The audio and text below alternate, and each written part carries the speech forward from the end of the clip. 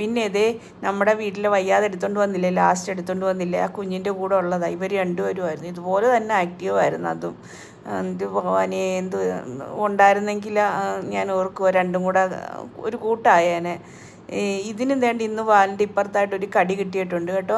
ഞാൻ അതിനും ചിലപ്പോൾ ഈ വലിയ ഡോഗ് ആണെങ്കിലുണ്ടല്ലോ കഴുത്തെ പിടിച്ചിട്ട് ഇങ്ങനെ കൊടയിട്ട് അങ്ങനെ ചിലപ്പോൾ വല്ല ഞരമ്പിന് വല്ലതും പറ്റിയതായിരിക്കും. ആരും പറയല്ലേ ഇതിനെയും കൂടെ എടുത്തുകൊണ്ട് പോകാൻ.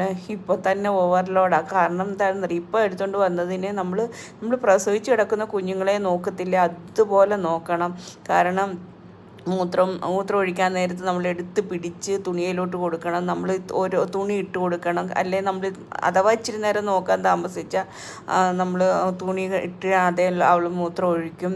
അങ്ങനെയൊക്കെയാണ്. കാരണം ഇപ്പം ഇവൾക്ക് ആഹാരം കിട്ടുന്നുണ്ടല്ലോ, ഹാപ്പിയായിട്ട് നടക്കുന്നുണ്ടല്ലോ. ഇവളെ നമ്മൾ അടുത്തൊരാളെ ഏൽപ്പിച്ചിട്ടുമുണ്ട്. ഇച്ചിരി ഞങ്ങൾ വരാത്ത ഒരു ദിവസം ഉണ്ടേ ഫുഡ് കൊടുക്കണേ. അതുകൊണ്ടൊക്കെ അവിടെ ഫുഡ് കിട്ടുന്നുണ്ട്, കുഴപ്പമൊന്നുമില്ല, ക്ഷീണമൊന്നുമില്ല.